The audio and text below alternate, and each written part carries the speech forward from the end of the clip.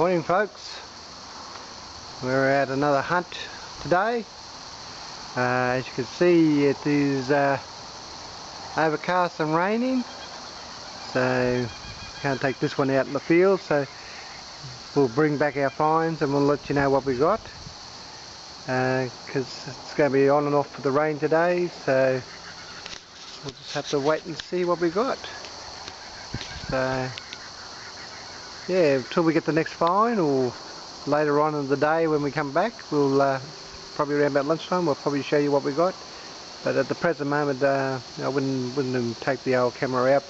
Last week we took the Relics for a bit of a swim last week, and she was all sealed up, but water still got into the machine, and therefore we're going to wait till it's all cleaned out. So stick with us, see what the rain's going to give us today, and we'll let you know what's going on when we get back.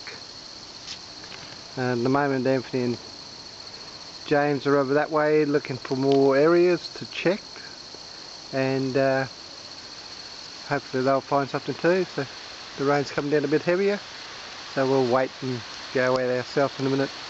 Okay, the first find is just a stainless steel clip,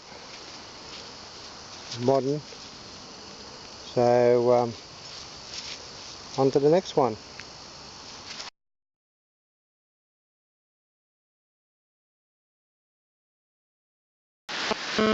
Okay, we're just getting out of the rain a bit.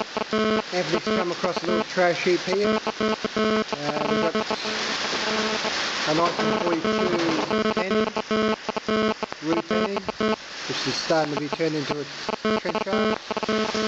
We've got some empty modern ADF rounds, we've got buckles, our first clear glass water bottle top, and we've got some loose rounds there, so, and a buckle. So until the rain eases off, because this is what we're facing at the moment, coming in to Rockhampton, so we're just going to wait for that to die out and we'll be right. A little bit of trash there, a little bit of trash. Australian Army bun. Here's the drum bun, Australian Army. Well, I can't see it, getting away. And we've got a 44 drum bung. DD. DD. Another bit of webbing. And weather buckle. So, in the meantime, while we're waiting for the rain to die, and as you can see on the weather map, we do have a bit of weather coming in. So we might as well wait out and wait till it ease off again, and we'll go back out again.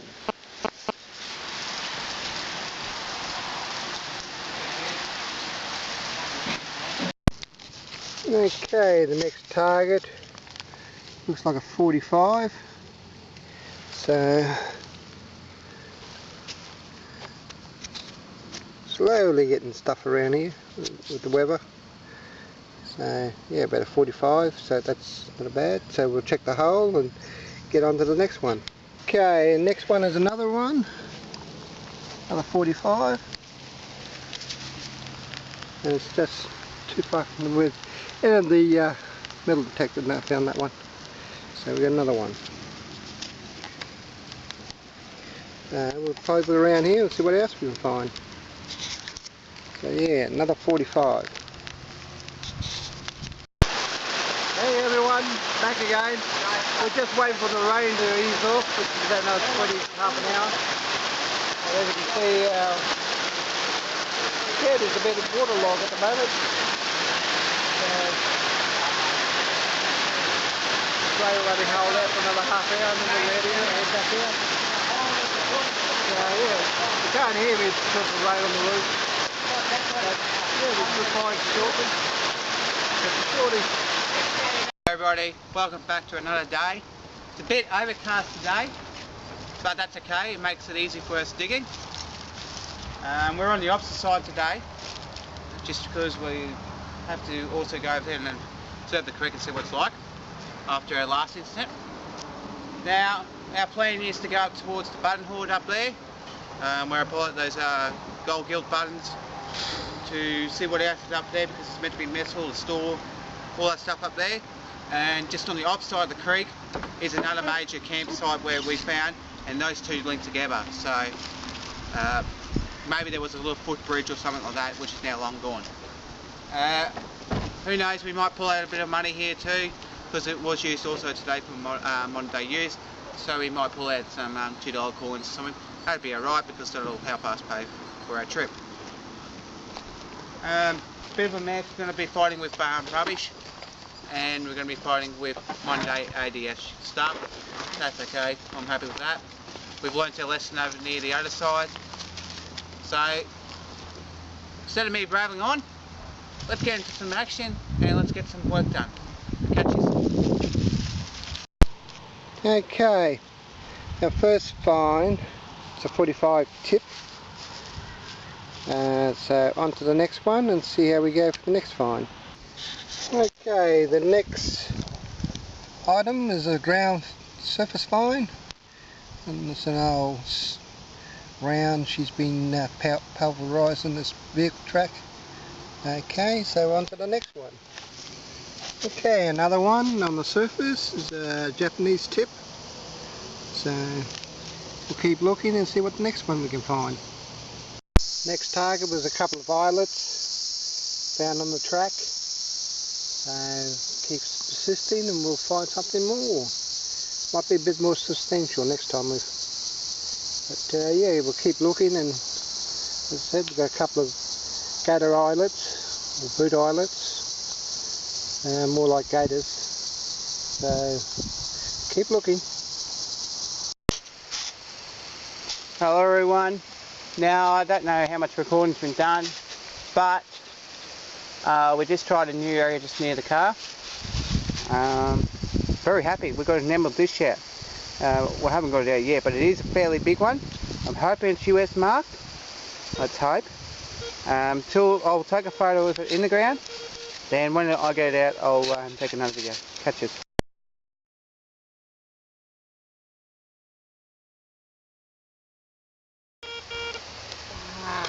Hey. No, frying pan. It's like a frying pan. Oh, frying pan. It has been in the ground long. There goes mine.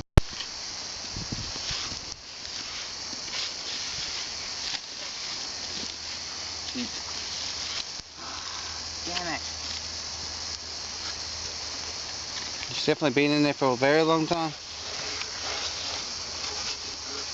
Not US marked, not Australian marked, not Chinese, so she's not Chinese, she's definitely been in there since the Second World War. That is absolutely bloody amazing. That has been in there since the Second World War. We'll check it out. Absolutely amazing. That's crazy. That's what history is all about, saving. Things from the past, from the men that fought for our country. Wow. What a shame she's not US marked. Would have loved to have something. Another surface find, another round. As you can see, it used to be live until it got a bit of heat on it and exploded. Yep, another round. Okay, next one. The next thing we got is a coin. Looks like a rue penny. Don't know until we clean it up. So yeah, that's not bad. And we'll go on to the next find.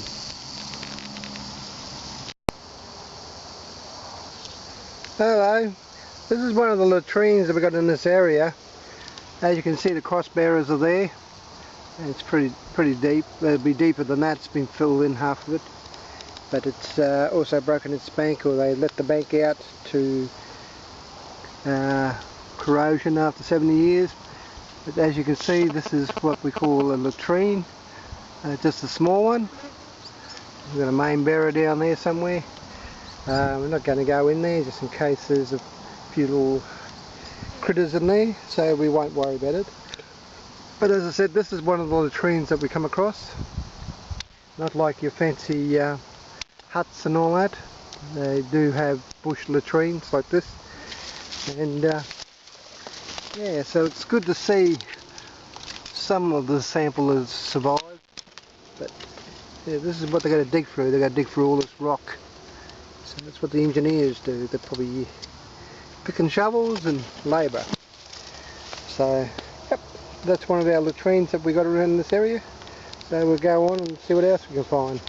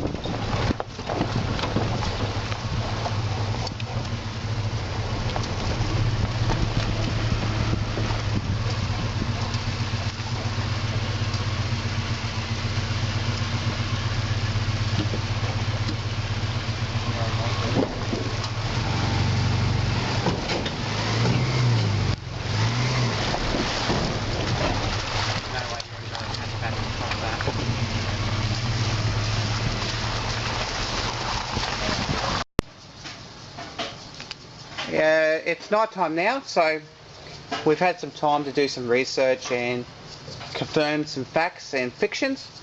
Now, this frying pan here, actually Dad found it on eBay. It turned out to be from the 1950s. We use canola oil, so this has got to be coated in canola oil, not canola oil, extra virgin oil, sorry, and just soak it into the rust there. Now this will still look nice displayed with some 1940s relics on it, so that's what we're going to use that for. Over here came from the kitchen area, so that's a nice relic, a knife. As a whole, we got 8.30 caliber rounds. An example of a weapon is a M1 carbine, US Army weapon. So 8 plus this live 45 also came out of that hole. Very happy. An example of this weapon that uses it is a Thompson submachine gun. James has donated this. He found it in a bivouac area. It's a Williams double-end shaver screen. Now in our area that's pretty rare to find them intact like that, so awesome find. A modern item which said directional pulley, and once was alive, so that'll become a dummy for the ammo belt. We are going to start scrapping any of the worst of the 38.6 empty rounds any good ones that we can try and make a dummy right now, we're going to try and keep. And if you remember back a while, our video in the dump, we found 998 live, or 30.06, we're still deactivated today. These are not SLR, these are Steyr. They're like a long 22. So we collect them and scrap them for the club. See, these are our money. This is what we get money back for.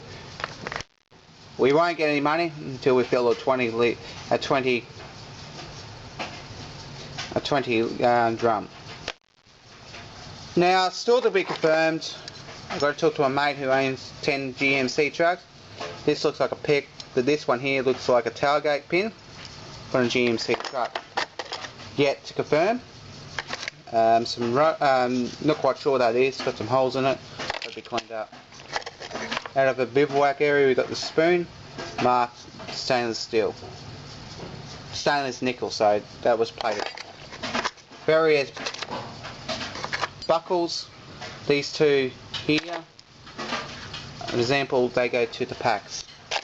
And various over here you got some watch parts, a 1943 penny, a nice personal item, a pocket watch, a nice aluminium ring, and US Army belt button. On the subject of rubbish, always take your rubbish out. That's some of it. We have a bag full, which we've put in the bin already. Now today, James and I, our bit of part to our area, our permission area. The caretaker is a very nice bloke, but he's not there all the time, so he can't watch other clubs what they do. About 3 weeks ago, we thought somebody would have come around by now and cleaned it up. Me, James and I actually discovered a rubbish pile. They didn't use the bins that provided. There's about 6 bins provided in the shed, and they just chucked it on top of the surface in the pile and was not happy because there's carpet, there's plastic bags, glow sticks, disposable plates, disposable knife and forks. So me, James and I decided to go and do a bit of an emu bob, the army word, or do a run around and collect any rubbish and do our contribution to the area for the caretaker. We do a lot of contribution for the club, him. So if an area needs a mow or whippersnip, we'll bring our whippersnipper in and give it a mow down. It was good to get that little bit of an area, that amount of rubbish, into 2 wheelie bins, because we didn't worry about just sorting out the dirt and sieving it. We just shoveled it into the bins and away it went. So I'm happy that it is now clean. So James and I spent the afternoon cleaning rubbish up, even if it wasn't ours, which it wasn't, but at least we won't get the blame for the rubbish, and we get a bonus point, or we get to keep staying in there because we're doing our bit to keep ourselves in there. So on the subject of rubbish, remember, always pick up your rubbish, take it with you.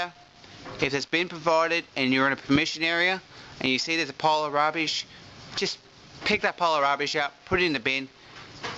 It gives you a brownie point, pretty much, to stay in there longer. It gives you or your club recognition, saying that you're doing good stuff. We don't mind picking up the rubbish. It's our way. It's the way I was brought up. Every time I was with the Army Cadets or the Army, after camp, we would actually pick up every rubbish that we would find. We were running lines, and we would emu bob that area. We emu bob around our vehicles all the time before we leave the area to make sure we have left no rubbish ourselves as a club behind. If we have found something, even if it's not ours, we pick it up and put it in the bin. It's that way that we can keep our permission area and stay in there longer, because that area is so big we don't want to lose it. Now, the idea of an emu bob, it may be a mess when you get there, but by the time you leave the permission area, the caretaker or the owner would actually come out and go, wow, they've left the area better than it was. That is the idea. So, like I said, this rubbish here is only half of what we find. We pull everything out. I didn't drink this Coca-Cola bottle, can. As you can see, it's very faded. We took it out. We have used batteries, certain things like that. Yes, that all went in here, went into bins. It's all rubbish. It needs to go. So, please, on the subject of rubbish, please take your rubbish, even if it's not yours, pick it up. Don't just throw it off to the bush and say, oh well, it'll be fine. Nobody goes here anyway. You'll be wrong there. A lot of people actually do go where you probably are going. So, we are going back out tomorrow. Well, I'm not till about afternoon. I've got to go to my other club and wire up a World 2 Brigham carrier with another mate. We've got a bit of an electrical problem there, what we're trying to fix. It's got a cooling problem and all sorts of things, so we're just trying to wire up some stuff. Just give it a refurbish pretty much. And I'll catch up with Dad and possibly Mark will be out there. Unfortunately, James has to do some stuff tomorrow. So, I'll catch you tomorrow.